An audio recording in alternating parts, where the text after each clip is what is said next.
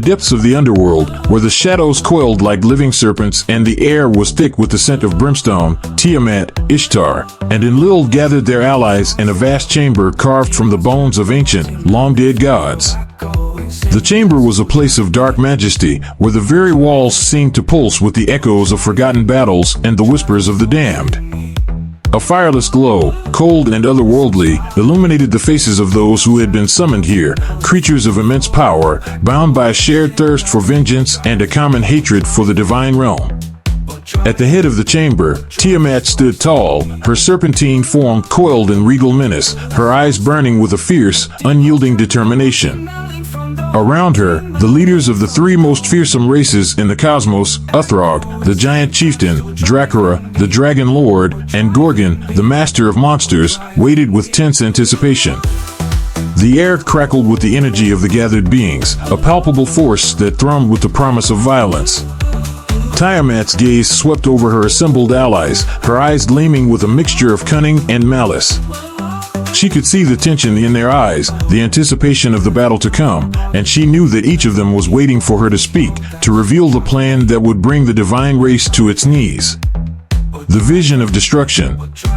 Tiamat began with a voice that was as smooth as silk, yet carried the weight of an impending storm. "We stand on the brink of a great war," she hissed, her voice echoing through the chamber like the rustle of 1,000 serpents. Marduk has fortified the divine realm with layers of defenses, each one designed to repel our assault. He believes that these barriers will hold, that they will protect him and his kind from the wrath that we bring. But he is wrong. She paused, letting her words sink in, her eyes narrowing as she felt the tension in the room rise. "Through my prophetic vision, I have seen the defenses Marduk has built. I have seen the layers of light, storm, earth, and spirit that encircle the divine realm. I have seen the traps he has laid, the forces he has marshaled. But I have also seen the weaknesses, the cracks in his fortress. And it is through these cracks that we will strike." Uthrog, the giant chieftain, a towering figure of muscle and stone, leaned forward, his voice a deep rumble that shook the very ground. "Speak, Tiamat," he growled. "Tell us what must be done. My people are eager for battle, eager to crush the divine race beneath our feet." Dracora, his massive wings folded tightly against his scaled body, his eyes glowing with a fierce inner fire, nodded in agreement. "The dragons have been restrained for too long," he rumbled, his voice like distant thunder. "We are ready to bring the skies down upon the divine realm. Just give the word." Gorgon, his hulking form looming in the shadows, his eyes like burning coals, let out a low, menacing growl. "The monsters are restless," he hissed, his voice like the grinding of stone. "We hunger for the taste of divine flesh. Tell us how to break their defenses, and we will tear them apart." Tiamat's smile was a cold, predatory thing, a smile that spoke of dark intentions and hidden power. "Marduk's defenses are formidable," she said, her voice smooth and confident. "But they are not invincible. Each of you will have a role to play, a task that only you can accomplish. Together, we will tear down the walls of the divine realm, layer by layer, until nothing remains but ashes and ruin. The first layer, the shield of light." Tiamat's gaze settled on Uthrog, her eyes gleaming with dark promise. "The first layer of Marduk's defense is a barrier of pure light, a shield created by Shamash and Nana, the gods of the sun and moon. This shield is meant to repel darkness, to blind and burn any who approach. But light, for all its power, is also fragile. It can be shattered." Uthrog's eyes narrowed, his fists clenching at his sides. "And how do you propose we shatter this shield?" he rumbled, his voice filled with a deep, simmering anger. Tiamat's smile widened. "The giants are beings of immense strength, beings who can shatter mountains with a single blow," she said, her voice filled with a dark, seductive confidence.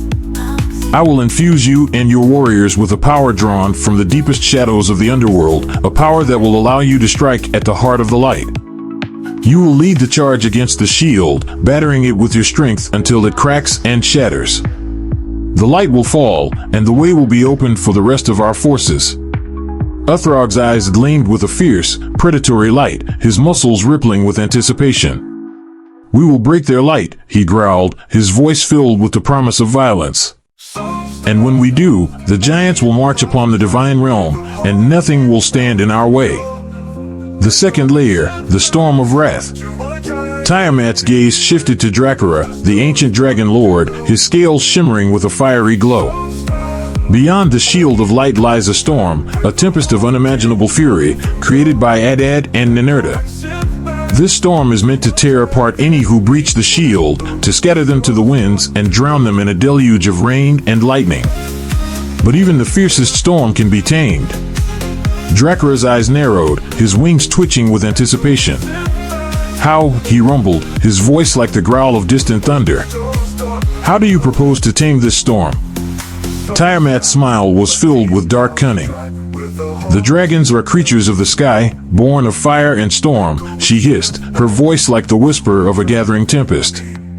"You and your kin will ride the winds of the storm, becoming one with the tempest. You will twist its fury to your will, turning its power against the divine realm.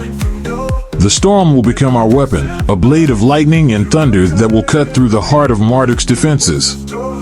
Dracula's eyes gleamed with a fierce, inner fire, his wings spreading wide as he imagined the destruction he would bring.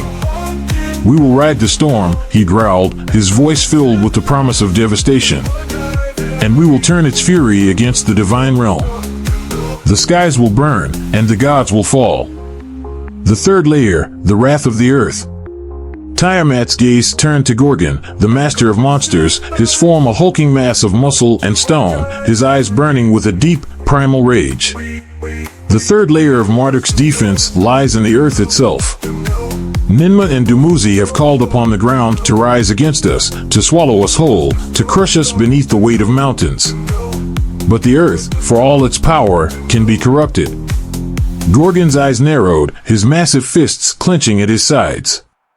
"And how do you propose we corrupt the earth?" he growled, his voice like the grinding of stone against stone.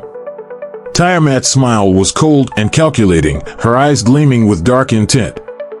"The monsters are creatures of chaos, beings born of the wild, untamed places of the world," she hissed, her voice filled with a dark, seductive confidence. "You and your kin will burrow deep into the earth, infecting it with the taint of chaos. The ground will twist and writhe beneath your touch, turning against the very gods who seek to control it. The mountains will crumble, the earth will shatter, and the way will be open for our forces to advance."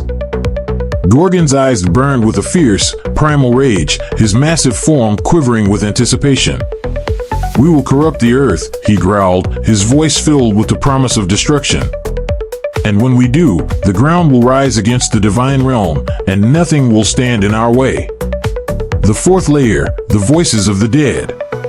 Tiamat's gaze turned to Ishtar, the goddess of love and war, her form radiant even in the gloom of the underworld, her eyes filled with a fierce, unyielding determination. The fourth layer of Marduk's defense lies in the spirits of the dead, summoned by Ereshkigal and Nanshi. These spirits are meant to haunt the battlefield, to strike terror into the hearts of our forces, to confuse and disorient us. But the dead can be controlled.